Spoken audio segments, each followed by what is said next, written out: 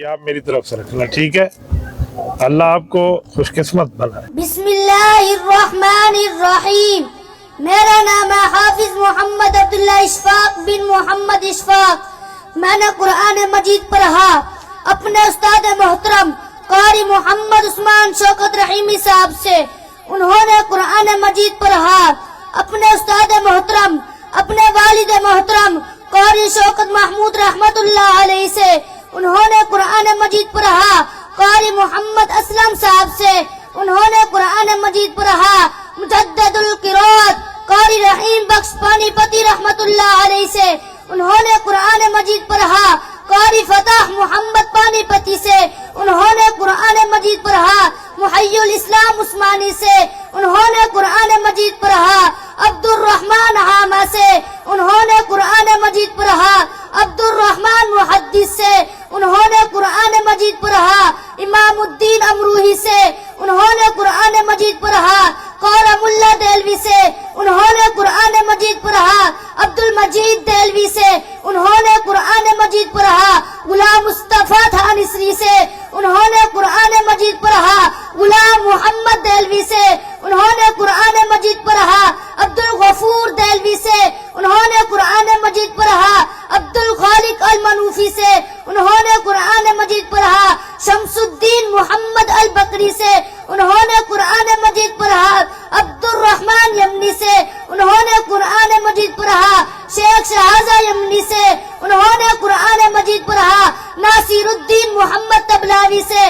انہوں نے قرآن مجید پڑھا شیخ الاسلام زکریا انصاری سے۔ انہوں نے قرآن مجید پڑھا شاب احمد قلقیلی سے۔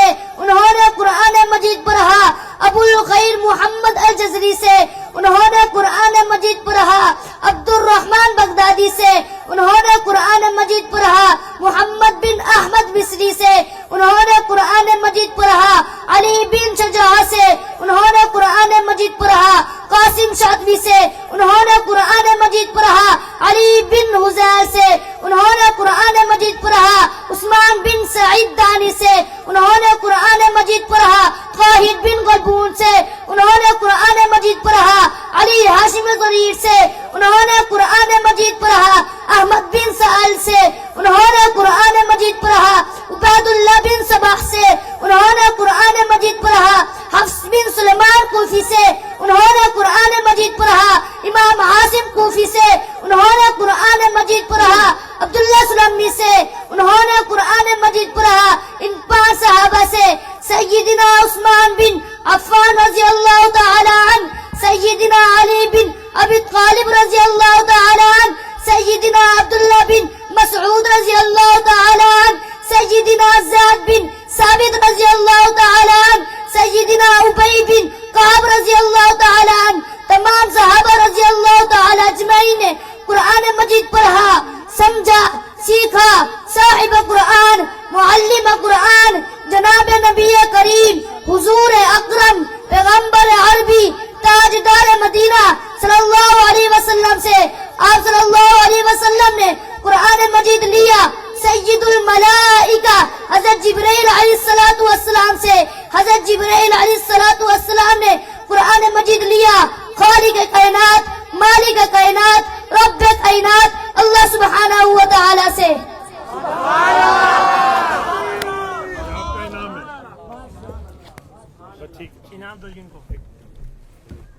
آؤ بیٹا، یہ تو دیا لوگوں نے، یہ آپ میری طرف، ٹھیک ہے؟ اللہ آپ کو خوش قسمت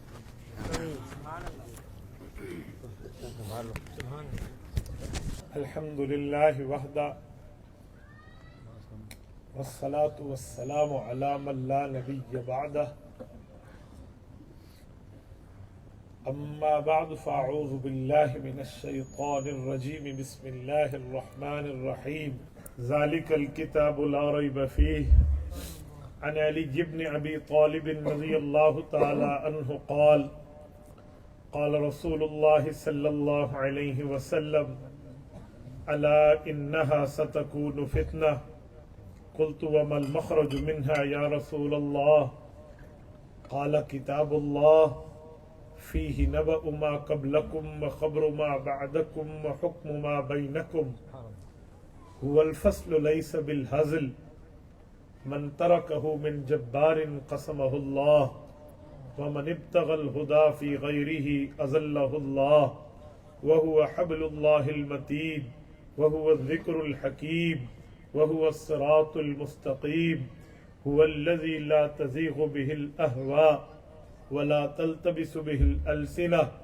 ولا يشبع منه العلماء ولا يخلق عن كثرة الرد ولا ينقضي عجائبه هو الذي إذ سمعته الجن حتى قالوا إنا سمعنا قرآنا عجبا يهدي إلى الرشد فآمنا به من قال به صدق ومن عمل به أجر ومن حكم به عدل ومن دعا إليه هدي إلى صراط مستقيم رواه الإمام الهمام الترمذي في جامعه صدق الله العظيم وبلغنا رسوله النبي الأمي الكريم ونحن على ذلك لمن الشاهدين والشاكرين والحمد لله رب العالمين.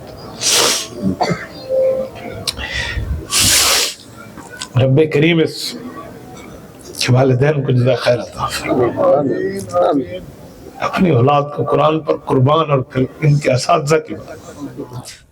اللہ میں اپنے جذبات پر قابو نہیں رکھ سکتا، مجھ سے خطبہ نہیں پڑھا. یہ قرآن کا معجزہ کب ہے؟ اوپر دیکھے بچے اور علوم دیکھے.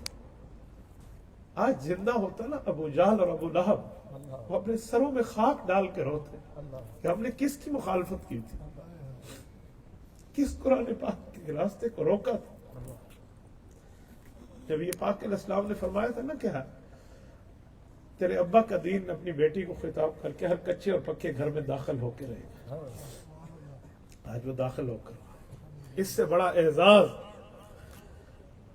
دنیا کی کوئی کتاب ایسی پیش نہیں ہو سکتی جس کے یوں شہزاد حافظ دنیا میں ہمیں مل سکے. ایک قرآن کا معجزہ ہے. بچے کو تو شاباش ہے ہی، اساتذہ کو ہے، اصل شاباش ان کے ماں باپ کو. آج لوگ اپنی اولادوں کو اسکول کالجز پڑھاتے ہیں، بھائی وہ دنیا تک ہے فائدہ، میں مانتا ہوں اس کو فائدہ ہے، لیکن جب آنکھ بند ہو جائے گی نا تو کسی پرنسپل کو کال نہیں جاتی، مرنے کے بعد کسی ہیڈ ماسٹر کو کال نہیں جاتی بھی ڈبل میتھ اسٹیٹ پڑھاؤ، بیولوجی پڑھاؤ، فزکس پڑھاؤ، کیمسٹری پڑھاؤ. کال آئے گی قاری محمد عثمان کو، قراء کو، علماء کو کہ بھائی قرآن کی تلاوت کرے، سورۃ یاسین پڑھے، میرا ابا دنیا سے چلا گیا. کبھی میں نے نہیں دیکھا کسی کالج کے پرنسپل کو کوئی کال کرے نا، کسی اسکول کے ہیڈ ماسٹر کو کال کرے اور انہوں نے کہا جی آپ پڑھیں اور میرے ابا کا فائدہ ہو. نہیں، ہمیشہ فون آئے گی تو عالم کو آئے گی، قاری کو آئے گی. تو جب ہم یہ بات مانتے ہیں کہ مرنے کے بعد فائدہ قرآن دے گا تو کیوں اپنی اولادوں کو نہیں پڑھا؟ آپ کو پتہ ہے اولاد رزق ہے، صرف مال رزق نہیں ہے، 4 روپے جیب میں ہونا رزق نہیں ہے، کچھ لاکھ روپے میرے اکاؤنٹ میں ہونا رزق صرف وہ نہیں ہے، اولاد بھی رزق ہے. اور ابھی قاری صاحب پڑھ رہے تھے نا کہ رب کریم نے کیا فرمایا، وَمِمَّا رَزَقْنَاهُمْ يُنْفِقُونَ، کہ جنہیں میں نے رزق دیا ہے وہ میرے راستے میں خرچ کرتے ہیں. صرف 100 روپے اللہ کے راستے میں دینا اللہ کے رزق کا خرچ کرنا نہیں ہے. اولاد تمہیں اللہ اشفاق جیسی دے تم قرآن پہ مار دو، اسے کہتے ہیں اللہ کے لیے رزق ملا اور اللہ کے راستے میں لگا. 100 تانے آج لوگ علماء کو دیتے ہیں، قرآن پڑھے گا تو کیا ہوگا؟ بھائی قرآن پڑھے گا تو اس کے ماں باپ کے سر پہ تاج آئے گا. یہ قرآن پڑھے گا اس کو جنت کے 6666 کم و بیش درجات ملیں گے. آج دنیا کے 22 اسکیل کی نوکری کو چاپلوسیاں کر کے سلامی پیش کی جاتی ہے. اس کے اسکیل تو ہزاروں ہیں قیامت میں. فرمایا ہر آیت پہ ہر اسکیل ملے گا. حضرت ابن عمر رضی اللہ عنہ کی روایت جامع ترمذی کی، فرمایا اقرا ورتقِ ورتل کما کنت ترتل فی الدنیا فإن منزلک عند آخر آیت تقرأ بها. آپ اٹھائیے جامع ترمذی. فرمایا حافظ کو رب بلائیں گے، فرمائیں گے اللہ کے بندے کتنا دنیا میں بہترین معجبین انداز میں قرآن پڑھتا تھا، آج ویسے پڑھ جیسے دنیا میں ترتیل اور تجوید کا لحاظ رکھ کے پڑھتا تھا. آج تو ایک آیت پڑھے گا تمہیں جنت کا ایک اسکیل ملے گا، پھر دوسری آیت، پھر دوسرے اسکیل. تو حافظ یوں نظروں سے دیکھے گا کہ آیات تو بہت ہیں، تو فرمائے گا تیرے رب کی سخاوت میں کمی نہیں ہے. فَإِنَّ مَنْزِلَكَ عِنْدَ آخِرِ آیَةٍ تَقْرَؤُ بِهَا، تیری آخری آیت ہوگی تو یہاں سے اسکیلوں کا بھرمار ہوگی تیری۔ یہ حافظ کا مقام ہے۔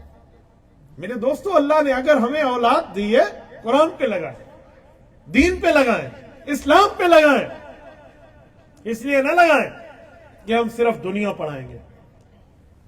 سب سے زیادہ عزت آپ نے مجھے دے کر کرسی پہ بٹھایا ہے، وجہ کیوں؟ بڑی ماں کا بیٹا ہوں، میرے منہ پہ بلبلیں بیٹھتی ہیں، یا میرے پیسے کے روب کی وجہ سے لوگوں نے بٹھایا ہے؟ ایک وجہ ہے کہ نام قرآن کے ساتھ جڑا ہے، دین کے ساتھ جڑا ہے۔ یہ دنیا میں رب عزتیں دے گا تمہاری اولاد کو، آخرت کی تو اس سے بڑھ کے ہے۔ مجھے آج بھی یاد ہے، میری والدہ اور میرے والد کبھی مجھ سے ناراض اسی لیے نہیں ہوئے کہ تو نے گھر میں شرارت کی ہے، وہ اسی لیے ناراض ہوئے کہ آج قرآن تو نے ہمیں نہیں سنایا، آج کے دن تو نے نماز میں سستی کی۔ میرے دوستو، میرے ماں باپ نے ہمارے لیے مانگا، آج اللہ نے عطا فرمایا، اللہ قبول فرمائے۔ تو جب آپ اپنی اولاد کے لیے مانگیں گے، مجھے بتائیں کیا یہ حدیث نہیں ہے؟ رسول اللہ صلی اللہ علیہ وسلم نہیں فرمایا کہ جب والد مانگتا ہے اپنی اولاد کے لیے تو آسمان کے فرشتے ایک دوسرے کہتے ہیں ہٹ جاؤ، اس میں اور اللہ کے راستے میں کوئی پردہ نہیں ہے، ہم رکاوٹ نہیں بن سکتے، اسپیڈ بریکر نہیں بن سکتے، جمپ نہیں بن سکتے کہ والد کی دعا اولاد کے لیے رد کر دی جائے۔ مجھے آج بھی یاد ہے، حضرت خواجہ خان محمد رحمت اللہ تعالی علیہ کی خدمت میں ہم حاضر ہوئے، نوجوان تھے، میرے ساتھ 2-3 دوست تھے۔ ایک ساتھی نے مجھے کہا کہ حضرت خواجہ صاحب کو کہیں کہ ہمارے لیے دعا کرو۔ میں نے عرض کر دی، حضرت کو جو حضرات جانتے ہیں، جو ملے ہوئے جانتے ہیں، وہ انتہائی کم گو انسان تھے، بہت کم بولتے تھے۔ تو انہوں نے سر اٹھایا اور پوچھا کہ انہیں کل پوچھی نہیں ماں جیندی ہے، یہ لفظ ہے مجھے آج بھی یاد ہے، ان سے پوچھے ان کی امی ہے، ان کا ابا زندہ ہے؟ تو اس نے کہا جی حضرت الحمدللہ زندہ ہے۔ کہنے لگے دعا میں تو منگ سا چاہ لیکن پتہ نہیں رستے تے کھڑ بڑے، یہ لے تیرے پیو تے ماں تیرے واسطے دعا منگی تو فرشتے ہمیں راہ دے بڑے، تیرے ماں باپ نے تیرے لیے دعا مانگی تو پھر فرشتہ بھی اس کو راستہ دے گا کہ اس میں اور اللہ کے درمیان قبولیت میں کوئی پردہ نہیں ہے۔ تو اپنی اولاد کے لیے مانگو نا، صرف اولاد کے لیے مانگتے ہیں کہ یہ بڑا ہوگا، دنیا کمائے گا، میرا فائدہ کیا ہوگا، وہ یہ دیکھو میں مر گیا تب کیا ہوگا۔ آج سب سے بڑی غلط فہمی ہے ہم میں کہ ہم سمجھتے ہیں کہ ہم دنیا میں رہنے کے لیے آئے ہیں، نہیں، ہم دنیا میں اللہ کو راضی کرنے آئے ہیں۔ یہ سب سے بڑی غلط فہمی ہے کہ ہم دنیا میں فار دا ریزیڈنسی، رہائش کے لیے آئے ہیں، رہنے کے لیے آئے ہیں۔ نہ میرے بھائیو، ہم رہنے نہیں آئے۔ 27واں پارہ 2 صفحہ رب کائنات کا اعلان ہے، وَمَا خَلَقْتُ الْجِنَّ وَالْإِنسَ إِلَّا لِيَعْبُدُونَ۔ فرمایا انسانیت اور جنات پیدا ہوئے ہیں کس لیے؟ إِلَّا لِيَعْبُدُونَ، just for my prayer, not for other, کسی اور کام کے لیے نہیں، صرف اللہ کی عبادت اور اللہ کی رضا کے۔ یہ میں کوئی جنگ اخبار کا صفحہ نہیں پڑھ رہا، میں اللہ کا اس قرآن کا صفحہ اور آیت پڑھ رہا ہوں جو اللہ نے جبرائیل امین کے ذریعے اس دھرتی کی سب سے سچی زبان رسول اللہ پہ نازل کی ہے۔ تو جب ہم دنیا میں صرف رہنے کے لیے نہیں آئے، ہم دنیا میں اللہ کو راضی کرنے آئے ہیں۔ ہماری طاقت، ہماری صلاحیت، ہماری تعلیم، ہمارا پیسہ، ہماری جوانی، یہ صرف اس لیے رب نے دی ہے کہ رب کو راضی کر لو۔ رہائش ہماری دنیا میں نہیں ہے، وہ تو دنیاوی ضرورت ہے کہ کہیں پڑھنے کے لیے جاتے ہیں تو ہاسٹل میں بندہ رہ لیتا ہے، کیوں کہ میں تو اصلی کام کے لیے چند دن یہاں گزار لوں، اپنا کام نپٹا لوں گا پھر چلا جاؤں گا۔ بھائیو، اب دنیا میں آئے ہیں تاکہ ہم دنیا میں اللہ کو راضی کریں، ساتھ یہ رہائش ہماری ضرورت ہے، بس ہمارا مقصد نہیں ہے، یہ ہماری ضرورت ہے۔ ہاں، جو ہماری رہائش ہے وہ رہائش گاہیں تیار ہیں، ہمارے لیے رہائش گاہیں موجود ہیں، وہاں ہمیں کوئی کرایہ نہیں دینا ہوگا، وہاں ہمیں کوئی بجلی کا بل، فون کا بل، انٹرنیٹ کا بل، سکیورٹی کا بل نہیں دینا ہوگا۔ وہاں ہمارے لیے جو ہماری سٹاف موجود ہوگا اس کی تنخواہیں اور پے ہمارے اکاؤنٹ سے نہیں جائے گی، وہ جنت ہے، وہ آخرت ہے، وہ رب کی طرف سے ہمارے لیے رضا ہے۔ ہمارا رہائش کا معاملہ وہی ہے، دنیا نہیں ہے۔ تو جب یہ طے ہے، یہ بات ہمارے سامنے ہے کہ جی ہم دنیا میں اللہ کو راضی کرنے آئے ہیں، تو پھر کیوں نہ ہم اپنی اولاد کو دین پہ لگائیں، کیوں نہ اپنی اولاد کو قرآن پہ لگائیں، کیوں نہ اپنی نسلوں کو قرآن پہ لگائیں۔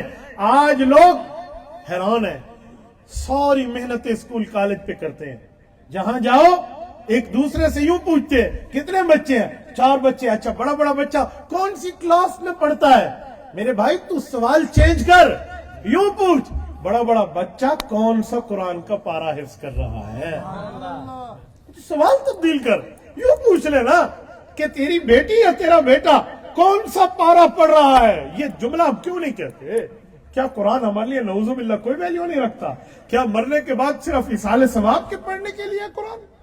क्या कुरान करीम इसलिए है कि हम इस कुरान करीम को पढ़ेंगे बस किसी की बख्शिश हो जाए? भाई कुरान मकसद जिंदगी है, कुरान निजामी हयात है, कुरान में अल्लाह से मिलाता है। हजरत अलीउल मुर्तजा रजी अल्लाह ताला अन्हु इरशाद फरमाते हैं, हाँ अल्लाह भी मुझसे बात करते हैं, मैं भी अल्लाह से बात करता हूँ। फरमाया जायका तब्दील कर लेता हूँ। कहा वो कैसे? फरमाया जब मैं चाहता हूँ कि मैं अल्लाह से बात करूँ तो मैं नमाज शुरू कर देता हूँ, और जब चाहता हूँ रब मुझसे बात करे मैं तिलावत कुरान शुरू कर देता हूँ। ये क्या हजरत अली का कौल आपके और मेरे लिए नहीं है रजी अल्लाह अन्हु? मेरे दोस्तों, आज इस महफिल में कारी मोहम्मद उस्मान की दावत पे हम बैठे हैं, इंतजामिया की दावत पे बैठे हैं, मदरसे वालों की दावत बैठे हैं। दरअसल जश्न कुरान इन 15 खुश नसीबों का है। आज इनको देखा आपने? आज इनकी इज्जतें असल मुबारकबाद के मुस्तहिक इनकी वालिदैन है। पता है आज बड़े ताने सहता है हाफिज का अम्मी और हाफिज का अब्बू, बड़े ताने सहता है। अजी पुत्र को कह स्कूल भेजे, आ मौलवी को भेज देते। याद रखो कुरान करीम ने जवाब दिया है। कुरान करीम पूरी तरतीब बताता है कि आज दीनदारों पर जो हंसी हो रही है और दीनदारों के साथ इस तरह का ठट्ठा और मजाक होता है, ये सिर्फ आज की बात नहीं है, आज से पहले भी होता आया है। और आज से पहले ये मामला चला करता था और यूं कहा करते थे कि भाई क्या कर रहे हो, किस तरह मामला आप लेकर जा रहे हो और क्यों ये चीजें कर रहे हो, और दीन के मामलात के ऊपर एतराजात करते, इतने एतराजात करते कि उसे अल्लाह के कुरान ने सूरत मुतफ्फिफीन में नकल किया। ये मैं कुरान की आयत पढ़ने लगा हूं। फरमाया इन्नल्लज़ीना अजरमू कानू मिनल्लज़ीना आमनू यज़हकून। ये रब का कुरान क्या है? फरमाया 1400 साल पहले के जमाने का नक्शा खींचा है। फरमाया जो मुनकरीन थे ना उस जमाने के, काफिरीन थे, दुश्मनान थे, मुखालिफीन थे पैगंबर इस्लाम के, वो मुसलमानों पे हंसते थे कि इनने क्या किया है। इनकी नमाज देखते, इनका रोजा देखते, इनके तदय्युन देखते, इनकी रसूलुल्लाह पर मोहब्बत देखते और दीन इस्लाम में इनकी मशगूलियत देखते तो यज़हकून हंसा करते थे। वैज़ा मर्रू बिहिम यतग़ाम, एक दूसरे कहते ओ देखो देखो, यूं है, यूं किसी को टच करके कहे ओ देख, ये है यतग़ाम, यूं एक दूसरे को उंगली के इशारे से कहते देख। ये सहाबा कराम के ऊपर यूं हंसा करते थे। क्यों? कि सहाबा दीन के मामलात को संभाला हुआ था। तो रब्बुल इज्जत के कुरान ने आपको और हमें समझाया। फरमाया आज तो ये हो रहा है ना, ये हो रहा है। फरमाया एक वक्त आएगा, दुनिया तो गुजर जाएगी, कयामत में ये कुरान वाले भी आएंगे, दीन वाले भी आएंगे, मोहम्मदी भी आएंगे और ये भी आएंगे। लेकिन मामला क्या होगा? फरमाया फल यौमल्लज़ीना आमनू मिनल कुफ्फार यज़हकून अलल अराइक यंजुरून हल सुव्विबल कुफ्फारु मा कानू यफअलून। कुरान करीम की इन 3 आयात ने रोज़े रोशन की तरह मसला निखार के जवाब दिया। फरमाए लोगों कयामत का दिन होगा, ये हंसने वाले आएंगे, मुसलमान कुरान और दीन के साथ चलने वाले ये बैठे होंगे अलल अराइक, आइका की जमा है, प्लूरल है, किसके ऊपर? तख्तों पर बैठे होंगे, मसेरियों पर बैठे होंगे, तख्त शाही पर बैठे होंगे, जैसे बादशाह बैठते हैं यूं बैठे होंगे और फिर कहेंगे खुशी की वजह से शुक्र है हमने दुनिया में तकलीफें उठाई पर कुरान का साथ नहीं छोड़ा, दीन का साथ नहीं छोड़ा, इसलिए हंस रहे होंगे, खुशी मना रहे होंगे, खुशी इनकी हर तरफ से फूट रही होगी। तो कुरान कहते हैं हल सुव्विबल कुफ्फारु मा कानू यफअलून। क्या काफिरों को कम जवाब मिल गया? क्या कम जवाब मिल गया? मेरे दोस्तों आज हाफिज कुरान का वालिद दरअसल सबसे ज्यादा یہ لوگوں کی ان نظروں کا مقابلہ کر رہا ہوتا ہے جو کہتے ہیں پتر تیرا تو بہت چنگا آئی سیاح آئی عقل مند کہ کالج بھیجیا بہترین پڑھ ونیا ایڈی زیادہ دی تنخواہ ہو گیا ہاں کتنی تنخواہ ہوگی کتنا کمائے گا کتنا پیسہ اکٹھا کر لے گا لیکن یاد رکھنا آخر موت ہے کرتے ہیں لوگ مال جمع کس کے لیے یہاں سلتا ہے آدمی کا کفن جیب کے بغیر دکھاؤ مجھے دنیا میں کسی کا کفن بنا ہو اور اس میں پاکٹ موجود ہو اس میں جیب موجود ہو اس میں بٹوا موجود ہو اس کے اندر اس کا اے ٹی ایم اس کے ساتھ جائے یا اس کی چیک بک اس کے ساتھ جائے یا اس کے اکاؤنٹ کا معاملہ اس کے ساتھ جائے خالی ہاتھ جا رہا ہوتا ہے کیا پیسہ کمایا ہاں اگر کمایا تو پھر دین پہ لگے اللہ نے پیسہ دیا تو دین پہ لگے اللہ نے مال دیا تو دین پہ لگے اولاد دیا تو دین پہ لگے جوانی اور صلاحیت دیا تو دین پہ لگے سنیں اس طرح کی چیزوں کا معاملہ حافظ قرآن کا والد کر رہا ہوتا ہے سامنا کہ تو اپنے پتر کو انتے کیوں بھیجے پھر یہ اس طرح لوگوں کے پیسوں کی وجہ سے دین چھڑوانے کی بات آتی ہے نہیں میں اللہ کی قسم کھا کے کہتا ہوں میں نے دینی دنیاوی دونوں تعلیمیں پڑھی ہیں میں یونیورسٹی تک کا ٹاپر ہوں آسانی کے ساتھ بہترین گریڈ کے اوپر میری جاب لگ سکتی تھی پر مجھے والد صاحب کی نصیحت اور وصیت آج بھی آ گئی آج میرے ابا قبر کی پاداش میں ہے مجھے اپنے باپ سے ملنے قبرستان جانا ہوتا ہے مجھے اپنی ماں سے ملنے قبر پہ جانا ہوتا ہے لیکن مجھے ان کی نصیحت یاد ہے کہ بیٹا ہم نے تمہیں قرآن اس لیے نہیں پڑھایا کہ تم دنیا کمانے لگ جاؤ قرآن اس لیے پڑھایا ہے کہ ایک چراغ ہو تم سے چراغ اور بھی جلے مجھے آج بھی آپ یقین مانیں جب میری اس وقت گریجویشن کمپلیٹ ہوئی تھی ایک امتیازی درجے میں تو پاکستان سے باہر ایک عرب ملک ہے اس کا پیسہ دنیا کے بڑے ٹاپر پیسوں پر ہے وہاں سے میرے محلے کے کچھ ساتھی آئے تھے میرے فیملی ممبر سے مجھے گھیرنے گورنے کے لیے کہ جسے لے جائیں وہاں اس زمانے کی بات کروں آج سے 15 20 25 سال 25 نہیں تو کم از کم 21 سال 20 سال کے لگ بھگ پرانی کجی سے لے جائیں 2.5 لاکھ 1.5 لاکھ کے مطابق اس کی تنخواہ return ticket free medical free رہائش فری فلاں فری یہ سارے پیسوں کے معاملات مجھے خاندان کے لوگ کہتے رشتہ دار کہتے ادھر ادھر کہتے لگا من او خدا دا بندہ آئے رزق کو لت نہیں مری دی بھوکا مر سے پوچھیا ہی کوئی نہیں یہ میں مسجد میں بیٹھا ہوں آج بھی وقت ہے وہ بھی وقت میرا ایک ہی جواب ہوتا تھا میں نے قرآن پڑھا اور اپنے ماں باپ سے یہ طے کیا تھا کہ میں نے گلی گلی قرآن سنانا میں نے ہر چوک اور چوراہے پہ قرآن سنانا ہے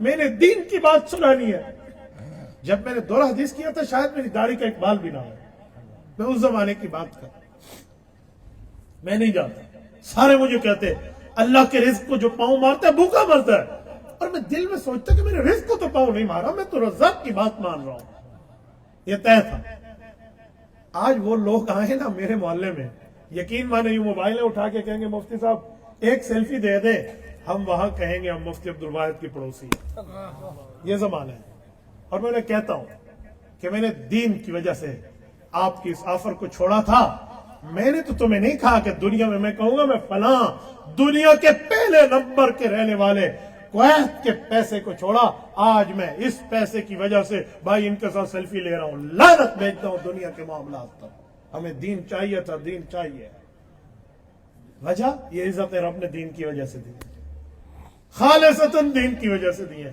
تو میرے دوستوں اپنی اولاد کو دین پہ لگاؤ میں آج جمعے کے بعد ایک جگہ گفتگو کی میرے ایک شاگرد تھے شاگرد ہیں بلکہ اللہ ان کو سلامت رکھے عمران حقانی ان کا پچھلے ہفتے وہ دورہ حدیث مکمل ہوا دارالعلوم حقانیہ سے نوجوان بچہ ہے بس ابھی اس کی داڑھی آئی ہے وہ اس وقت میرے پاس آیا مجھ سے بیعت غالباً جس زمانے میں شاید اس نے اولا پڑھا ہوں آج اس کی دستار بندی تھی صحیح بخاری کے ختم کے بعد میں وہاں گیا تو میں نے انہیں کہا کہ اصل شاباشی تو اس کے ابا کی ہے اصل مبارک تو اس کے والد کی ہے میں نے کہا وہ ڈٹ کے آیا کہ بچے کو عالم بناؤ بچے کا تو ہے ہی لیکن اصل تو وہ ہے اور پھر میں نے کہا کہ لوگوں رزق اللہ فرماتے میں دے رہا ہوں تو میرا رزق میرے راستے پہ لگاؤ سب سے بڑا رزق اولاد ہے اور اولاد میں بہتر رزق بیٹا ہے جس کو نعمت کہا گیا ہے اللہ کے بندے نے اپنی اس اعلیٰ نعمت کو بھی اللہ کی گلی پہ لگا اللہ کے راستے میں لگا. اس سے بڑی بات میں نے کہا اور کیا مانگا. پھر میں نے انہیں سنایا. میں نے کہا ماں باپ کی دی ہوئی تعلیم بچے کو یاد ہوتی ہے. میں نے کہا مجھے آج بھی یاد ہے. میرے والد صاحب جس جگہ مجھے یوں ہاتھ پکڑ کے نا گلیوں میں جس مسجد میں نماز کا وقت ہو جاتا وہاں ٹھہر جاتے کہ نماز یہی پڑھیں گے. اس زمانے کی بات کروں جب مجھے پتہ ہی نہیں ہوتا تھا کہ ظہر کتنی رکعت ہوتی ہے اور عصر کتنی ہے. بچپنا تھا. میرے ابا جان وہاں مجھے ایک کونے میں بٹھا دیتے اگر کیونکہ میرے اوپر تو نماز فرض ہی نہیں ہے. ساتھ نماز پڑھتے اور میں دیکھتا رہتا اچھا یہ نماز ایسی. مجھے آج سمجھ آتا ہے کہ وہ مجھے اس لیے مسجد لے جاتے تھے تاکہ اسے پتہ چلے کہ بچپنے میں یوں بیٹھا جاتا ہے اور بڑے ہوں گے تو نماز پڑھیں گے. یوں بتائیں گے. اگر بچہ اس عمر میں ہو کہ وہ مسجد میں آ کر پیشاب پخانہ نہیں کرے گا, سمجھے گا کہ عبادت ہو رہی ہے, وہ کسی کی عبادت کو خراب نہیں کرے گا, تو ماں باپ کو چاہیے وہ اس بچے کو مسجد ضرور لائے تاکہ اسے پتہ چلے بڑا ہو جاؤں گا تو ابو کی طرح نماز پڑھوں گا. یہ ترغیب ہے. ہمیں بھی تو ہمارے ابا لائے تھے نا, آپ اور ہم سب بیٹھے ہیں. تو میں نے کہا اللہ کے بندو اپنی اولاد تمہیں خدا نے دی اسے دین پہ لگاؤ. آپ پیسہ کمانے کی مشین بناتے ہیں اپنی اولاد کو, اور لوگ پیسہ کما کے وہ اللہ رسول کے حق کو چھوڑ کے جو پیسہ کماتے ہیں. آؤ ذرا میں ان کی بات بھی سنا دوں. پہلے میں نے قرآن والوں کی بات سنائی ہے نا, اب ذرا دوسری سائڈ سنانے لگا ہوں.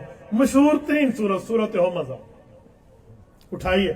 اللہ تعالیٰ کیا کہتے ہیں؟ پیسہ کمانا, پیسہ گننا, شمار کرنا, کاؤنٹنگ کرنا, جتنا ڈیبٹ ہے اتنا کریڈٹ ہے, یوں کرنا, اور رب کے معاملات کو نہ دیکھنا. فرمایا اس کے لیے کیا ہے؟ یہ میں قرآن کریم پڑھنے لگا. اللہ فرماتے الذی جمع مالا وعددہ یحسب ان مالہ اخلدہ کلا لینبذن فی الحطمہ وما ادراک ما الحطمہ نار اللہ الموقدہ التی تطلع علی الافئدہ. آپ جائیے علماء کے پاس تھوڑی تفسیر پوچھ لیجئے, ترجمہ پوچھ لیجئے, ایکسپلینیشن وضاحت دیکھ لیجئے کہ اللہ ہمیں کیا فرما رہے ہیں, رب کریم ہمیں کیا بتا رہے ہیں, رسول کریم پر رب کریم نے قرآن کریم میں ہمیں کیا بتایا ہے, اللہ ہمیں کیا بتا رہے ہیں. میں سمجھانے لگا ہوں. قرآن کہتے ہیں الذی, مثال اس شخص کی, جمع مالا, جس نے پیسہ کمایا, جمع کیا. کتنا جمع کیا؟ اتنا پیسہ جمع کیا. وعددہ, کاؤنٹنگ کرنی پڑ گئی, گننا پڑ گیا, شمار کرنا پڑ گیا, لکھ کر رکھنے کی ترتیب بنی, میں نے اتنا مال کما لیا. فرمایا یوں مال کمایا, اور اب کیا ہوا؟ یحسب, اللہ مالدار کے کنسپٹ کو بیان کر رہے ہیں, مالدار کی ذہنیت بتا رہے ہیں. فرمایا یحسب, اس کا خیال یہ ہے, اس کا گمان یہ ہے, اس کا مائنڈ سیٹ یہ ہے, ان مالہ اخلدہ, یہ پیسہ ہمارا پاس فار ایور, ہمیشہ رہے گا, کبھی میرے پاس ختم نہیں ہوگا. میں پیسے سے کیا کر لوں گا, پیسے کا غرہ, دولت کا تکبر آ جائے گا, اللہ محفوظ رکھے. فرمایا اس میں یہ آ جائے گا اور کہے گا ہمیشہ رہے گا اخلدہ, ہمیشہ. تو رب نے ایک ہی جملہ بولا, فرمایا کلا, ہرگز نہیں ہو سکتا. فرمایا رب کے حق کو بھول کے صرف تم پیسے کی بات کرتے ہو, کلا, ہرگز نہیں ہو سکتا. اللہ پھر کیا ہوگا؟ فرمایا لینبذن فی الحطم. اعلام تاکید کی ہے کہ علماء جانتے ہیں کیا مطلب. ڈنڈے کے زور پہ اسٹکلی کام ہو تو اسے لام تاکید کہتے ہیں. فرمایا لینبذن فی الحطم, ایک وقت آئے گا اسے حطمہ کے اندر ڈالا جائے گا. اب یہ حطمہ لفظ ہے, عرب ہے, حضور بھی, صحابہ بھی, مخاطب قرآن بھی, تو حطمہ کا معنی تو آ گیا, لیکن اللہ نے خود اپنے الفاظ میں اس کی تشریح کی. فرمایا وما ادراک ما الحطمہ, آپ کیا جان رہے ہیں کہ حطمہ کیا ہے؟ آؤ تمہیں رب بتا رہا ہے. فرمایا نار اللہ الموقدہ, وہ آگ ہے اللہ کی جلائی ہوئی. یہاں اگر اتنا جملہ آتا نارن, بات پوری ہو جاتی, کمپلیٹلی سینٹینس, جملہ مکمل ہو جاتا, نار آ گیا. لیکن یہاں لفظ ہے نار اللہ, اسے کہتے ہیں پوزیسو سینٹینس, مضاف مضاف الیہ, پھر یہ مل کے اس کے بعد الموقدہ, اس کی صفت کی خبر کے طور پہ بیان کیا جا رہا ہے. فرمایا نار اللہ الموقدہ, وہ ایسی آگ ہے جس کو اللہ نے جلایا ہے, اللہ نے سلگایا ہے. اب آپ مجھے بتائیں جس کو خالق کے کائنات سلگائی ہوئی آگ کہتے ہیں، جلائی ہوئی آگ کہتے ہیں، وہ کتنی جلانے والی ہوگی؟ اس کے اندر کتنی، بہت اچھا لفظ دیا، کتنی بھڑک ہوگی اس میں، بلیزنگ فائر، بھڑکتی ہوئی آگ کتنی ہوگی؟ کیا سمجھا جائے؟ فرمایا اس آگ میں ڈالا جائے گا۔ اچھا وہ آگ کیا کرے گی؟ جسم جلائے گی، جسم کی کھال بال جل جائیں گے۔ فرمایا کیا سمجھتے ہو؟ التی تطلع علی الافئدہ، دل کے اندر ابھرنے والے خیالات، اٹھنے والے جذبات، جو صرف اللہ کے مخالف کے لیے اٹھے، اللہ کے لیے نہیں اٹھے، اللہ کے حق کو کھانے کے لیے اٹھے، رب کے قرآن، اسلام، دین، شریعت، ایمان، ایقان، احسان کے لیے نہیں اٹھے۔ فرمایا اس دل نے بھی تو گناہ کیا ہے نا۔ التی تطلع علی الافئدہ، وہ جو آگ ہوگی صرف جسم کے بال کھال تک نہیں ہے، اندر کے دل کو بھی جلا کے بھسم کر دے گی۔ اگلا لفظ ہے، فرمایا اچھا اگر کوئی کہے کہ وہ آگ کس شکل میں ہوگی تو رب نے اس کی شکل میں بیان کر دی۔ فرمایا انہا علیہم مؤصدہ، وہ آگ ان پر بند کر دی جائے گی۔ کوئی کہے میں تو بڑا 30، 31، 32 مار خان ہوں، میں تو دوڑ لگا جاؤں گا، جمپ لگاؤں گا، بھاگ جاؤں گا۔ فرمایا سن فی عمد ممددہ، پائپ کے اندر ڈال کے دونوں سائیڈوں کو بند کر دیا جائے گا، کہاں جاؤ؟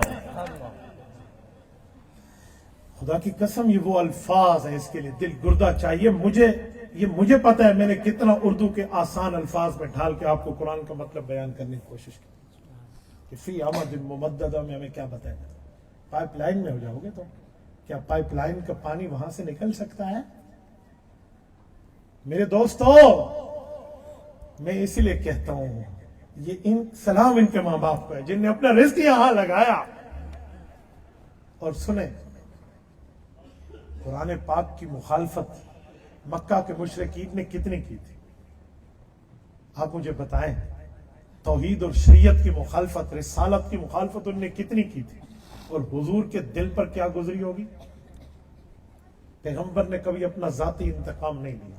الخصائص میں من تقم لنفسہ فی حیاتی، حضور نے کبھی اپنا ذاتی معاملے کے انتقام کی بات نہیں فرمائی۔ لیکن جہاں دین کی بات آئی، آؤ میں صحیح بخاری پڑھنے لگا ہوں، جلد 2 کتاب المغازی، باب قلیب بدر۔ میں اسپیشل بدر میں اس کنویں کو دیکھنے گیا ہوں کہ رسول اللہ نے یہاں بات کیسے فرمائی ہو۔ اللہ تعالیٰ آپ کو مدینہ طیبہ لے جائے، اللہ آپ کی برکت سے ہمیں بھی لے جائے۔ بدر جائیے، مدینہ طیبہ سے 140 کلومیٹر کی اس پر ہے، فاصلے پر ہے۔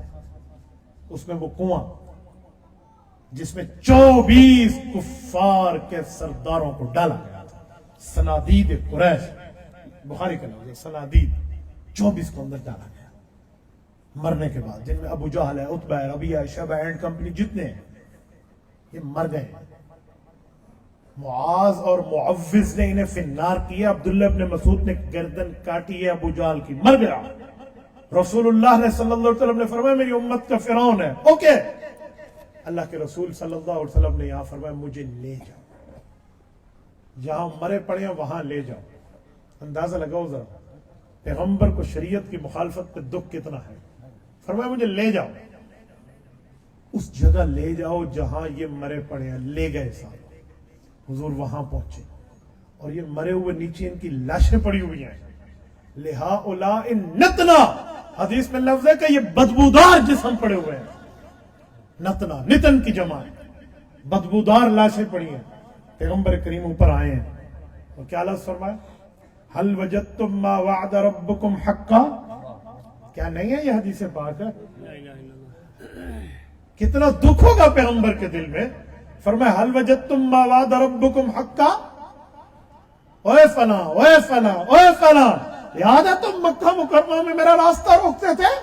تم نے مجھے اس شہر سے نکالنے کی کوشش کی جس پر میرا بچپنا گزرا، جو میری اماں اور ابا کا شہر تھا، اس شہر سے تم نے مجھے نکالا صرف توحید کے لیے، دین کے لیے، شریعت کے لیے، اسلام، ایمان، ایقان کے لیے۔ تمہارا ہمارا کوئی ذاتی پیسوں کا مسئلہ نہیں تھا، اور وجہ یہ تھی میں کہتا تھا اللہ حق ہے، تم کہتے تھے بت حق ہے، میں معبود حق کی بات کرتا، تم معبود पुराने बातिला की बात करते। हल वजदतुम मा वाद रब्बुकुम हक्का। अबू जहल बता, आज तुम्हारे बुतों ने जो वादा किया था तुमसे वो सच्चा था या मेरे अल्लाह ने जो वादा किया वो सच्चा? ये हुजूर इरशाद फरमा रहे हैं। इससे पता चला शरीयत की मुखालफत इतना बड़ा जुर्म है जो पैगंबर के सीने में इतना दुख डाल देता। रसूलुल्लाह ने लफ्जों में अपने दुख का इजहार किया। हजरत उमर ने दामन मुस्तफा थामा, अर्ज किया, या रसूल अल्लाह, आप इनसे बात फरमा रहे तो मर गए, क्या सुन रहे हैं? फरमाया, उमर, ये वाकई सुन रहे हैं, ये रसूलुल्लाह का अल्फाज का बात, सही बुखारी की बात पढ़ रहा हूं। इसका माना दुख है पैगंबर के सीने में।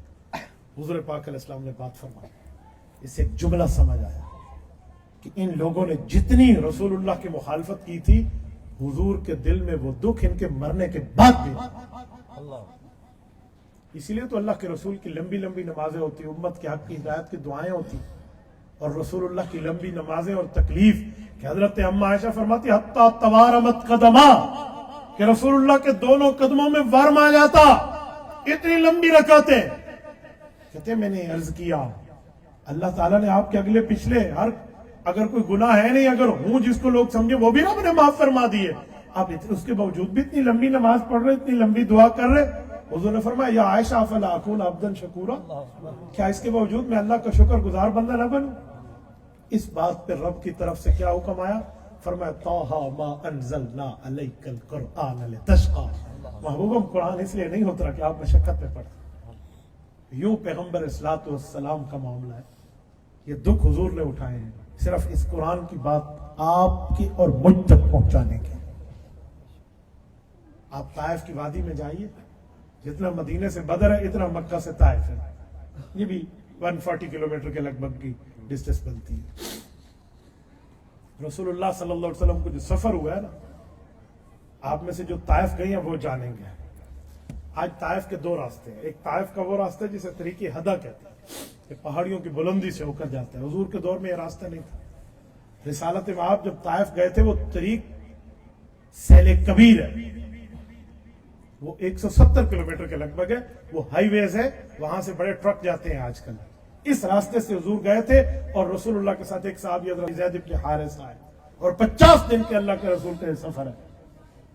इस सफर पर जब उन लोगों ने हुजूर पाक को सताया, कदमैन खून मुबारक से भर गए, मलिकुल जिबाल उतरा, जिसके जिम्मे पहाड़ों को मिलाने की ड्यूटी थी कि इन्हें क्रश करके पीस के रख दे।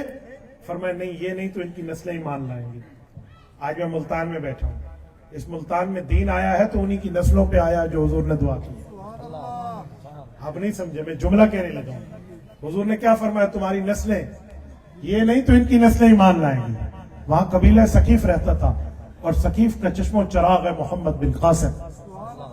मोहम्मद बिन कासिम अस्सक़फ़ी रहमहुल्लाह, ये वही कबीला सकीफ का है, उन्हीं की औलाद है जिस ताइफ में हुजूर ने फरमाया था ये नहीं इनकी नस्लें ईमान लाएंगी। उस दुआ का असर है कि आज हिंद और सिंध को अल्लाह ने कलमा नसीब फरमाया। और ये वो वक्त है जिस वक्त हजरत शेख ज़करिया रहमतुल्लाह फरमाते अल्लाह के रसूल यूं मांग रहे हैं, अल्लाहुम्मा इन्नी अश्कू इलैका ज़ुअफ़ क़ुव्वती व क़िल्लत हिलती व हवानी अलन नास या रब्बल मुस्तज़अफ़ीन। फरमाया, अल्लाह, मैं किसी की शिकायत नहीं करता, शायद मैं इन्हें समझा ना पाया। ज़ुअफ़ क़ुव्वती व क़िल्लत हिलती व हवानी अलन नास, ये नबी कह दे कि मैं ना समझा पाया हूं। अल्लाहु अकबर। ये रसूलुल्लाह ने हमें क्या समझाया? हालांकि नबी ने सिर्फ समझा क्या, हुजूर पाक ने तो समझाने का हक अदा कर दिया, लेकिन यूं अल्लाह के सामने दुआ मांगी। क्यों? कुरान हम तक पहुंचे, दीन हम तक आए, और रसूलुल्लाह सल्लल्लाहु अलैहि वसल्लम की ये तड़प, ये कुड़न, ये चाहत, ये नीड, ये जरूरत, ये आदत, ये दुआ, ये तमन्ना आज अल्लाह ने कैसी पूरी कराई? इन बच्चों ने कुरान पढ़ा, इन कुर्रा और असातिज़ा ने पढ़ाया, वालिदैन और मुआविनीन ने पढ़वाया। सिर्फ यहां नहीं हुआ, असल में हुजूर की तमन्ना को पूरे करने की कोशिश हुई। जो हुजूर की तमन्ना थी ना, वो इनके जरिए पूरी हो रही है, जो रसूलुल्लाह की चाहत थी। अब फैसला कर लो कि दुनिया की तालीम पढ़ा के सिर्फ दुनिया का फायदा लेना है, या कुरान और दीन पढ़ा के हुजूर की तमन्ना को भी पूरा। آج ہم فیصلہ کریں. آج لوگ کیا کہتے ہیں؟ جی یہ تو میرے اماں جان کی تمنا تھی، میں نے یوں کیا. یہ میرے ابا کی خواہش تھی، میں نے یوں کیا. میں ماں باپ کی بات پوری کر رہا ہوں. کرنی چاہیے، ماں باپ کی وش کو پورا کریں، نو ایشو. لیکن میں ایک بات کہتا ہوں، رسول اللہ کی وش کوئی وش نہیں ہے، حضور کی چاہت کوئی چاہت نہیں ہے، رسالت مآب کی تمنا کوئی تمنا نہیں ہے. کوئی کام ایسا بھی کرو جس پہ کہہ سکو یا اللہ ہم نے یہ حضور کی تمنا پوری کرنے کے لیے کیا، یا اللہ یہ ہم نے کام حضور پاک صلی اللہ علیہ وسلم کی دعاؤں کی وجہ سے کیا ہے. حضور علیہ الصلوۃ والسلام نے ہم تک آپ کا دین پہنچایا، شریعت پہنچائی اور قرآن پہنچایا، اور اس پر حضور نے اپنی جوانی لگائی. آج ہم کیوں اس پر اپنی جوانی نہ لگائیں؟ مجال نہیں ہے میرے دوستو. اگر آج ہم بچے ہیں تو صحابہ میں معاذ اور معوذ کی مثالیں موجود ہیں. ہم میں خواتین ہیں تو صحابہ کرام صحابیات میں حضرت خنسا جیسی خواتین بھی ہیں. آج ہم میں بوڑھے ہیں تو صحابہ میں بوڑھوں کی مثالیں بھی ہیں، جوان ہیں تو جوانوں کی مثال بھی ہے. نہیں حضرت حسان بن ثابت، نہیں حضرت حکیم ابن حزام رضی اللہ عنہ، یہ دو وہ صحابی ہیں صحابہ کرام میں جب ایمان لائے عمر 60 سال تھی، اور پھر 60 سال حالت کفر کے گزرے تو اللہ نے 60 سال ان دونوں کو حالت ایمان کی عطا فرمائی. دونوں کی عمر 120 سال وفات کرے. یا سارے اپنے ثابت نام ہی کافی ہے. رسول اللہ کے مقابلے میں وہ شعر کہتے تھے مکہ کے کافر. صحیح بخاری میں ہے، جلد نمبر 2 کتاب المغازی پڑھنے لگا ہوں. ایک مرتبہ ایک کافر نے شعر کہا تھا، بہت خطرناک شعر رسول اللہ کے خلاف کہا تھا، اور نبی پاک علیہ السلام تک یہ بات آئی تو حضرت حسان نے عرض کیا کہ یا رسول اللہ، انہوں نے قومیت کی بات کی ہے. وہ قریش مکہ کافر ہیں اور آپ بھی قریش ہیں، لیکن آپ ہمارا ایمان ہے. اگر میں ان کا جواب دیتا ہوں تو آپ کی قومیت متاثر ہوتی ہے، میں کیا کروں؟ اگر آپ مجھے اجازت دیں تو میں اشعار کے اصول کو جانتا ہوں. میں جواب دوں گا کفار قریش کو، کفار مکہ کو، قریش مکہ کو، لیکن آپ کے ذکر کو ایسے آسانی سے نکال لوں گا جیسے آٹے سے بال نکالتے ہیں. تو حضور نے فرمایا اجازت ہے. تو پھر حسان بولے تھے، انہوں نے کہا تھا وَحَانَ عَلَى صِرَاعَةِ بَنِي الْوَيِّنِ حَرِيكُمْ بِالْبُوَيْرَةِ مُسْتَطِيرُ. وہ کہنے لگے ہم نے آج اپنے ایریا کے ارد گرد ایسی آگ لگا دی ہے تم اس ایریا میں انٹری نہیں کر سکو گے. یہ حضور پر اعتراض کرنا چاہ رہے تھے کہ تم مکہ واپس آ نہیں سکتے. تو حسان نے جواب دیا تھا، فرمایا تھا ادام اللہ ذالک من سنیء فحرق فی نواحی السعیر. بہت اچھا کیا، آگ لگائی اپنے گھر کے قریب. ہم آج بھی دعا مانگ رہے ہیں، یہ گھر تمہاری یہ آگ تمہارے گھر اور تمہاری قوم کو جلا کے رکھ دے گی. یہ حسان کا جواب تھا جس نے بجلیاں گرا دی تھی مکہ مکرمہ کے کفار کو. کفار قریش چیخ اٹھے تھے. کن الفاظ میں حسان نے جواب دیا؟ یہ رسول اللہ کے شاعر تھے. 60 سال حالت کفر ہے، 60 سال حالت اسلام ہے.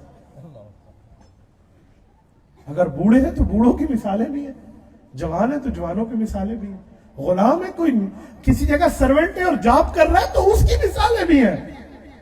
رسالت مآب کی زندگی میں تمام چیزیں ہیں. تبھی تو ہمیں قرآن کہہ رہا ہے لَقَدْ كَانَ لَكُمْ فِي رَسُولِ اللَّهِ أُسْوَةٌ حَسَنَةٌ. تمہارے لیے اگر کوئی بہترین نمونہ ہے تو حضور کی ذات ہے. آپ کو پتہ ہے نمونہ کسے کہتے ہیں؟ نمونے کا مطلب کیا ہے؟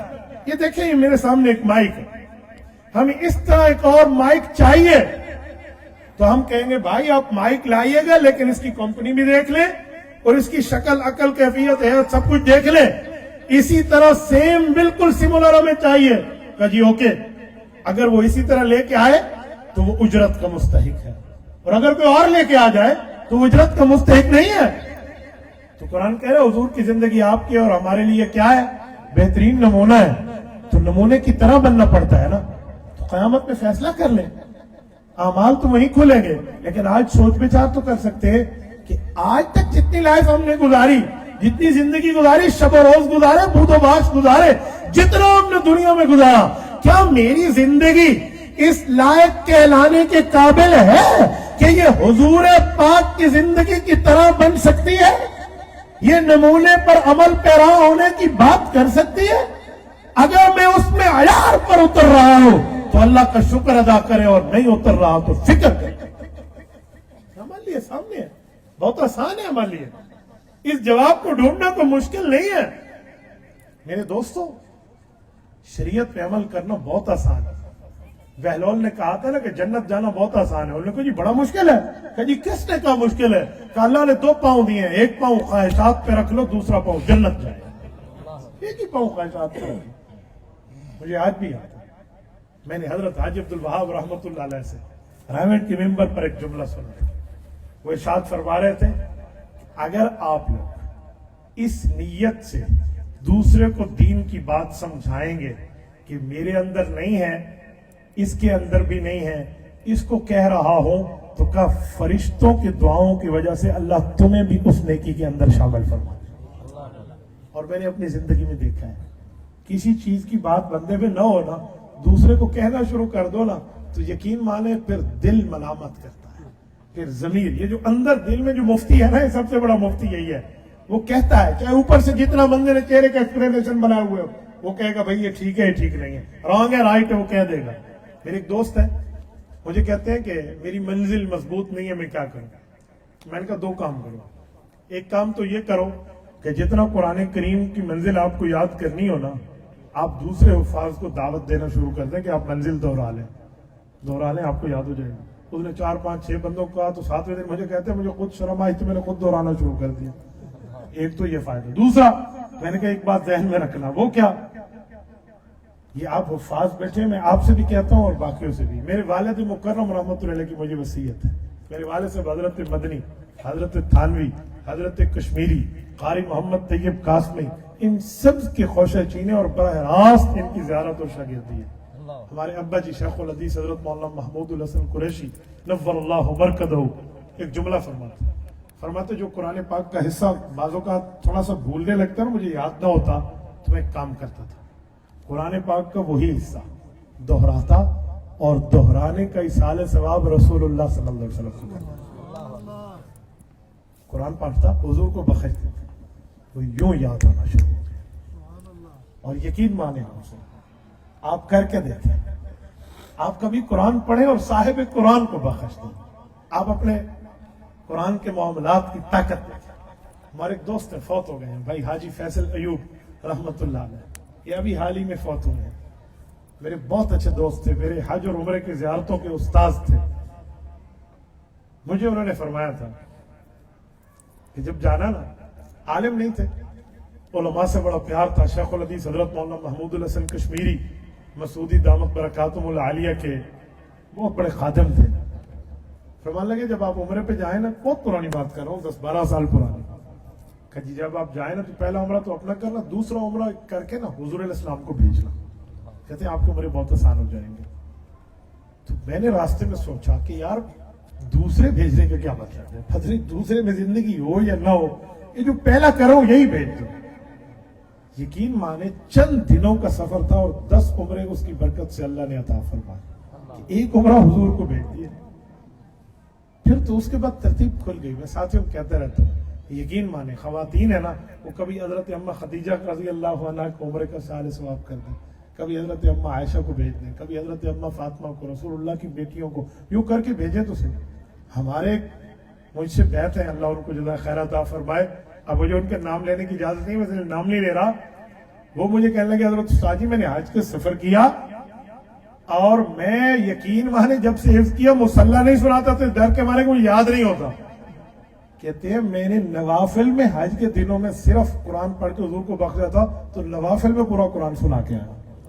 اب وہ مستقل سنا رہے ہیں، کبھی یہ مزہ لے کے تو دیکھیں کہ رسالت امام علیہ السلام کو قرآن کا اصال کریں، پھر دیکھیں منزلیات ہوتی کیسے نہیں ہے۔ ہاں ایک کتابیں پڑھانا ہے اور ایک قرآن پڑھانا ہے، اس میں فرق ہے، کتابیں پڑھانے سے آتی ہیں، قرآن پڑھنے سے آتی ہے، یہ بنیادی فرق ہے، یوں نہیں ہے۔ قرآن مستغنی کتاب ہے، اس کے سامنے جھکنا پڑے گا۔ میں نے 10 سال کلاس پڑھائی، وہ یاد ہو جائے گا، یوں یاد نہیں ہوتا، یوں آپ نہ سمجھے کہ مجھے یاد ہو جائے گا، قرآن کے سامنے جھکنا پڑے گا، تمہیں یاد کرنا پڑے گا، پھر بندے کو یاد ہو جائے گا۔ یقین مانے میں ابھی ٹائم دیکھ رہا ہوں کہ 1 گھنٹہ ہونے کو ہے، واللہ میں نے اس نیت سے گفتگو شروع کی تھی، وہ اشفاق نام عبداللہ اشفاق، ان کے اس سے میرے ذہن میں نہیں تھا، میں تقریر کر رہا ہوں، میں نے سمجھا میں تمہید کی بات کر رہا ہوں، چلو میں چند جملے تقریر کے انداز میں چند باتیں آپ کی خدمت میں کروں۔ آپ اس محفل میں بیٹھے ہیں، یہ قرآن کی محفل ہے اور ختم قرآن کی محفل ہے۔ علماء نے لکھا ہے کہ ایسی محفل میں دعائیں قبول ہوتی ہیں۔ اب رات کا وقت بھی ہے، شعبان المعظم بھی ہے اور جمعہ کا دن آج گزرا ہے، سید الایام کہا جاتا ہے، اور یہاں ہم ان شہزادوں کے گہوارے میں بیٹھے ہیں جہاں جن لوگوں نے قرآن پڑھا ہے اور ان کے اعزاز کے لیے تقریب ہے۔ تو آج جتنا بھی مانگیں اس میں یہ ضرور مانگیں کہ اللہ ہمیں بھی اور ہماری نسلوں کو بھی دین کے لیے قبول کرے۔ یقین مانیں، ہمارے علماء نے لکھا ہے کہ اس زبان سے دعا کرو جس زبان سے گناہ کیا نہ ہو۔ تو کہتے ہیں سوال اٹھتا ہے کہ ہم نے تو اپنی زبانوں سے گناہ کیا ہے، غلطی سے بندہ کوئی بھی گناہ کر لیتا ہے تو ہم اپنی زبان سے دعا نہ کریں؟ کہا جی نہیں، پھر کہا جی کرو۔ کہا تو پھر اس زبان سے دعا کرو جس سے گناہ نہ کیا ہو، کا مطلب کیا ہے؟ تو انہوں نے کہا جی آپ دعا کریں کسی بھائی کے لیے تو فرشتہ دعا کرے گا آپ کے لیے، تو فرشتے کی زبان سے تو تم نے گناہ نہیں کیا نا۔ تو بہت بہترین کام ہے بندہ دوسرے کے لیے مانگنا شروع کر دے، اس سے حسد، بغض، نفرت، تعلی، تکبر اور عجب کی بیماریاں بھی ختم ہوتی ہیں اور اللہ عطا بھی فرماتا ہے۔ تو جتنی کوشش کریں جو آپ اپنے کاروبار پہ کر رہے ہیں، باقی معاملات پہ کر رہے ہیں، وہاں دین کے لیے بھی کریں، اور یہ طے کر لیں کہ اللہ نے اولاد دی، ہم ضرور، کوئی نہیں پرابلم، ہم اسکول پڑھائیں گے، کالج پڑھائیں گے، یونیورسٹی پڑھائیں گے، کیونکہ وہ دنیا کی ضرورت ہے۔ ہم ربنا آتنا فی الدنیا حسنہ مانگتے ہیں، لیکن وہ فی الآخرت حسنہ، آخرت میں ہماری ضرورت ہے، ہماری منزل ہے۔ جہاں ڈاکٹر ضرورت ہے کہ ڈاکٹر نہیں ہوگا تو پیشنٹ کا علاج کون کرے گا، جہاں ججز اور وکلا اور ایڈوکیٹ ضرورت ہے کہ وہ نہیں ہوں گے تو لیگل معاملات کی سالونگ کون کرے گا، ڈیسیجن چیمبر میں کون دے گا، تو جہاں انجینئر ضرورت ہے کہ وہ نہیں ہوگا تو آٹوکیٹ کا نظام اور پوری کنسٹرکشن کون کرے گا، اور جہاں ہمیں ججز اور جرنیل اور بیوروکریٹس کی ضرورت ہے کہ وہ نہیں ہوں گے تو نظام سلطنت کیسے چلے گی، تو وہاں ہمیں حافظ بھی ضرورت ہے، وہاں ہماری عالم بھی ضرورت ہے، وہاں مفتی بھی ضرورت ہے، محدث بھی ضرورت ہے، مفسر بھی ضرورت ہے۔ تو پھر یہ طے کریں کہ ہم اپنی اولادوں کو یہ پڑھائیں گے، ہم اپنی اولادوں کو قرآن بھی پڑھائیں گے، دین بھی پڑھائیں گے، اس پر کسی قسم کا کوئی تانا ہم کسی کے سننے کے لیے تیار نہیں ہے۔ ہم نے جو سمجھا ہے، جو دین پڑھا ہے، اس دین کو ہی آگے چلائیں گے۔ میں ایک جملہ کہتا ہوں، سنیں۔ اللہ نے پہلے دن سے طے کر لیا ہے، اِنَّا نَحْنُ نَزَّلْنَا الذِّكْرَ وَإِنَّا لَهُ لَحَافِظُونَ، کہ قرآن میں نے اتارا، حفاظت میں کروں گا، یہ طے ہے۔ اور یہ بھی طے ہے کہ کوئی اللہ تعالیٰ نے آسمان سے فرشتے کو نہیں بھیجنا کہ جا قرآن کی حفاظت کر۔ اللہ کن کے ذریعے قرآن کی حفاظت کرے گا؟ بندوں کے ذریعے۔ تو کیوں نہ ایسا خوش قسمت والا ماحول ہو جائے کہ ہماری اولادیں اللہ کی حفاظت والی کام میں آ جائیں۔ اللہ نے جن کے ذریعے حفاظت کرنی ہے ان میں میری اولاد کی زبانیں، میری اولاد کا سینہ آ جائیں، بچیاں بھی پڑھنے والی ہوں، بچے بھی پڑھنے والے ہوں۔ یقین مانے میں اپنے والد صاحب کی فیصلے اور ان کی ترتیب پر رشک کرتا ہوں، یوں نہیں کہ وہ میرے ابا ہیں، اس بنیاد پہ کہ ان کا کردار ہے۔ ہم سے بڑی، ہم پانچوں بھائی چھوٹے ہیں، ہماری 7 بہنیں ہم سے بڑی ہیں، 7 بہنیں، ہم سارے بھائی اپنی بہنوں کے بعد ہیں۔ حضرت مولانا آپ یقین مانیں، میرے ابا نے ساری بیٹیوں کو الحمد کے الف سے والناس کی سین تک قرآن کریم کی تفسیر کا مفسرہ بنایا۔ اللہ نے اتنی بڑی سعادت، میری 3 بہنیں دنیا سے رخصت ہوئی، اللہ ان کی قبر پہ کروڑوں اربوں رحمتیں نازل فرمائے۔ ہماری بڑی ہمشیرہ بیٹھی ہوتی، ایک مرتبہ میرے بھائی بیٹھے اور قرآن کریم سورۃ احزاب کی ایک آیت پر ہم ڈسکشن کر رہے تھے، وَلَا تُطِعِ الْكَافِرِينَ وَالْمُنَافِقِينَ وَدَعْ أَذَاهُمْ وَتَوَكَّلْ عَلَى اللَّهِ وَكَفَى بِاللَّهِ۔ اسی پر وَدَعْ أَذَاهُمْ پر بات آئی کہ اس کا معنی کیسے بنے گا، ان کی تکلیفوں کو چھوڑے کا کیا مطلب ہے، بھلا دے یا چھوڑے یا جانے دیں یا اس کو رفع عمل کے ڈبے میں ڈالیں، یوں ہم ایگزامپل اور مثالوں پر بات کر رہے ہیں۔ دور بیٹھی تھی میری بہن، 8 بچوں کی والدہ ہے اس وقت، وہیں سے میرے بھائی کی غلطی نکالی کہ بھائی جان یوں نہیں ہے، یوں ہے۔ اس کے ہاتھ میں اس وقت روٹی تھی، مجھے رشک آیا اپنے باپ کی محنت پر، دنیا سے چلا گیا، بات تو کر کے گیا، سمجھا تو گیا نا، یوں اپنی اولاد پر بندہ محنت کیوں نہیں کرے، یوں کیوں نہیں کرتا بندہ محنت۔ ایک اور بات کر رہا ہوں، ایک جگہ ہماری بہن کے سسر نے بتایا کہ جی میں نے ایک جگہ بیٹھ کے بات کی کہ آمد عمود ستون کو کہتے ہیں، قرآن میں کس جگہ استعمال ہوا ہے؟ تو میرے والد صاحب کو کہا کہ آپ کی بیٹی اور میری بہو نے کہا بغیر عمد ترونہا، قرآن میں نہیں آتا۔ میرے دوستو، یہ میرے والد کی محنت تو اپنی بیٹیوں پہ، 7 بیٹیاں اس کی، بیٹا بھی پیدا نہیں ہوا لیکن کبھی اس نے دل جھوٹا نہیں کیا کہ میری بیٹیاں میرا بیٹا نہیں ہے، انہیں قرآن کے عالم اور حافظ بنا۔ وہی ہم نے پڑھانا ہے جو پڑھانا۔ حضرت مدنی رحمت اللہ تعالی علیہ سے ملنے قاری محمد طیب قاسمی رحمہ اللہ گئے جیل میں، جب حضرت مدنی جیل میں تھے تو قاری طیب قاسمی رحمہ اللہ فرماتے، میں نے حضرت مدنی سے پوچھا کہ حضرت باہر تو بخاری پڑھاتے تھے، صحیح بخاری شریف کا درس ہوتا تھا، آپ جیل میں ہیں، انگریز کی جیل میں ہیں، ٹھیک ہے ثواب کا کام ہے، دین کے لیے آپ گئے ہیں، یہاں کیا مصروفیت ہے؟ تو حضرت نے کہا میں تعلیم الاسلام پڑھا رہا ہوں، نماز، کلمہ، ایمان مفصل، ایمان مجمل، اس کی درستگی کروا رہا ہوں قیدیوں۔ تو کہتے ہیں میں نے دل چھوٹا کرتے ہوئے پریشان ہوا اور چپ ہوا۔ تو انہوں نے کہا کیا ہوا محمد طیب؟ کہ جی میں نے سوچا کہ حضرت آپ تو بخاری، مسلم، ابو داؤد سے بڑی بڑی کتابیں، اور اب آپ یہ بالکل یوں پڑھا رہے ہیں۔ تو کہتے ہیں حضرت نے دل چھوٹا نہیں کیا، بڑے کھلے ہوئے چہرے سے مجھے کہا محمد طیب کیا ہو گیا؟ باہر بخاری پڑھنے والے تھے انہیں وہ پڑھا رہا ہوں، یہاں یہ سیکھنے والے نے یہ دین سے ایسا سکھا رہا ہوں۔ یوں دین کی تعلیم پر وہ خوش لوگ تھے، یوں خوش لوگ تھے۔ تو جہاں ضرورت ہو وہ بندہ پڑھائے، وہ کام کرائے، وہ پورا معاملہ چلائے۔ تو میرے دوستو اپنی اولاد کو سمجھائے، اور اس پر بھی میں ایک ٹیکٹ اور ایک گر کی بات سنا دوں۔ یوں نہ کہیں اپنی اولاد کو بیٹا حافظ بن جا، عالم بن جا، کبھی بھی آپ کے بچے یوں کہنا آپ کا نہیں مانیں گے۔ وہ کہیں گے ابا تو عالم ہے نہیں مجھے کہہ رہا، تو حافظ ہے نہیں مجھے کہہ رہا، وہ ریزسٹ کریں گے۔ تو ان کو کہنے کا بہت آسان اور ایزی طریقہ دے رہا ہوں، بالکل ایزی، بہت آسان۔ ڈائریکٹ نہ کہیں، انڈائریکٹ کہیں۔ ہمارے یہاں مثال چلتی ہے کہنا بیٹی کو اور سنانا، یہ سارے کو یاد ہے، ٹھیک ہے نا؟ کہنا بیٹی کو اور سنانا بہو کو، چلتی ہے نا؟ یہ مثال ہے۔ آپ جائیں اپنے بیٹے اور بیٹی کو عالم بنانے کی نیت سے، ان کے سامنے اپنی بیوی سے بات کریں، انہیں نہ کہیں۔ میں یہاں کی مثال دوں، بھئی آج ہم گئے مولانا عثمان صاحب کی کلاس کے بچوں کو دیکھا، بہترین محجبین، دل نشین، حسین طرح پہ انہوں نے قرآن پڑھا، کمال کا مزہ آ گیا۔ ایک دن دوسرے دن کہے میں نے فلاں جگہ ایک حافظ صاحب کو دیکھا، بہت اچھے انداز میں قرآن پڑھ رہے تھے، پھر قرآ کی تلاوت لگائیں، پھر قرآن سنائیں گھر میں۔ ڈائریکٹ بچوں کو نہ کہ سن اللہ دا قرآن ہے کالتا ہے حافظ بڑھنے، وہ یوں نہیں لے گا آپ کی بات۔ آپ بیوی کو کہیں، بیوی آپ کو کہے، آپس میں ڈیسائیڈ کر لیں کہ ہم ایک دوسرے کو کہیں گے خود بخود سنیں گے۔ میرے ایک دوست نے مجھے کہا میں اور میری بیوی ہم دونوں موبائل چلاتے تھے بچوں کے سامنے، تو میرے بچوں نے ڈیمانڈ کرنا شروع کر دیا کہ ابا ہمیں بھی دے دیں۔ کہتے پھر ایک دن ہم نے انہیں چھوڑ دیا اور ہم نے کتابیں لینا شروع کر دی، قرآن کی، حدیث کی، اس میں واقعات، تو ہم دونوں بیٹھ کے کتابیں پڑھتے، تو ہمارے بچوں نے موبائلیں پھینک کے وہ بھی کتابیں اٹھانا شروع کر دی۔ تو بچہ پریکٹیکل دیکھ کر کرتا ہے، دیکھ کر کرتا ہے، وہ آپ کے لفظ نہیں سنے گا، لفظ اس کو اس وقت سمجھ آئیں گے، پتہ نہیں ہم اس وقت قبر میں ہوں جو دنیا میں ہم، پتہ ہی نہیں ہے۔ اس وقت تو میں نے انہیں کچھ سمجھانا ہے، ایگزامپل بنانی ہے، ان کے سامنے مثال بنانی ہے۔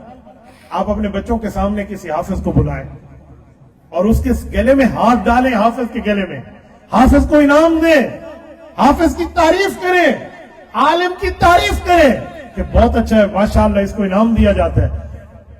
لاشعوری طور پہ آپ کے بچے کا ذہن بنے گا کہ حافظ بننا چاہیے، بہت اچھی چیز ہے، میرے ابا اس کو پسند کرتے ہیں، میری اماں اسے لائک کرتی ہے، واہ زبردست یار، آج تو ابا نے حافظ کو انعام دے دیا، حافظ اور عالم کے گلے میں ابا جی نے ہاتھ ڈال دیا، کمال یار، تحفہ لے کے دے دیا انہیں۔ یوں ماحول دیں گے، وہ وقت دور نہیں جب آپ کے بچے حافظ بھی بنیں گے، عالم بھی بنیں گے۔ یہ ایگزامپل آپ دینا، آج ہی سے بندہ شروع کر لیں، کیا مسئلہ ہے؟ پرابلم ہی کوئی نہیں ہے۔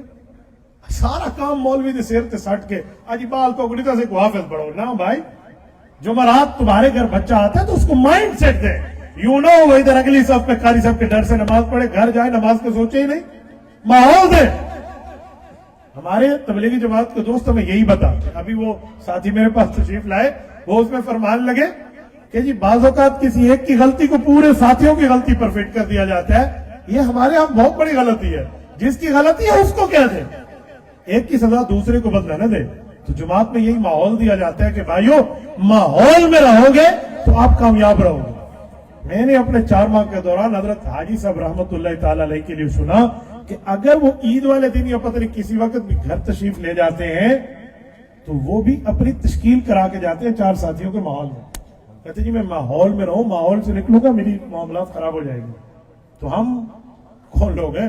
وہ تو حضرت جی مولانا یوسف اور مولانا الیاس سے اپنی تربیت لے کر آئے تھے. ہم نے تو مولانا یوسف اور مولانا الیاس کو ملفوظات میں پڑھا, ہم نے تو دیکھا ہی نہیں ہے. تو بھائیوں اس لیے ماحول بنانا پڑتا ہے, ماحول سے کام ہوتا ہے. تو جب ماحول بنائیں گے دنیا بھی بہتر بنے گی, آخرت بھی بہتر.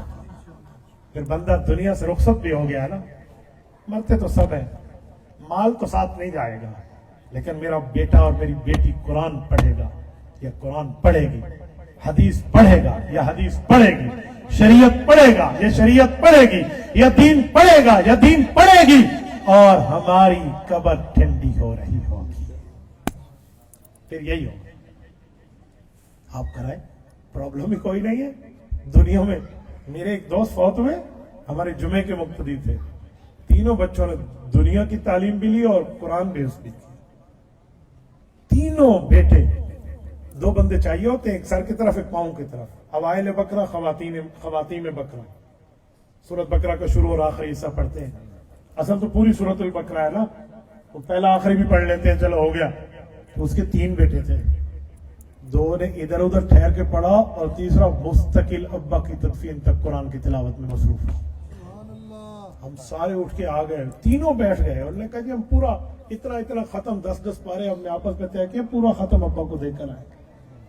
میں ان کے جنازے میں تھا, میں خوشی سے رو پڑا, میری آنکھوں میں آنسو. میں نے کہا سہیل سلام ہے یار تجھے, تو فوت ہو گیا ہے, قبر کی پاداش میں اتر گیا ہے, لیکن اپنے بچوں کو قرآن پڑھا گیا, آج تیری قبر یقیناً ٹھنڈی ہوگی. یوں کر کے جائیں دنیا سے باہر. ایڑیاں رگڑ کے مرنے سے بہتر ہے وہ کام کرو جس پر دنیا آپ کے جانے کے بعد روئے.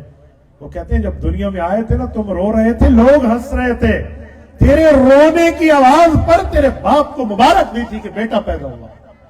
تو پھر تو ایسا کام کر کے جا کہ تو ہنس رہا ہو اپنا آخرت کا معاملہ دیکھ کر اور دنیا رو رہی. مجھ سے جتنا ہو سکا میں نے یہ باتیں آپ کے دماغ میں بٹھانے کی کوشش کی ہیں. رب کریم سے دعا گو ہو اللہ رب العزت آپ کو اور ہم سب کو عمل کی توفیق عطا فرمائے. اقول قولی ھذا واستغفر اللہ وآخر دعوانا ان الحمد للہ.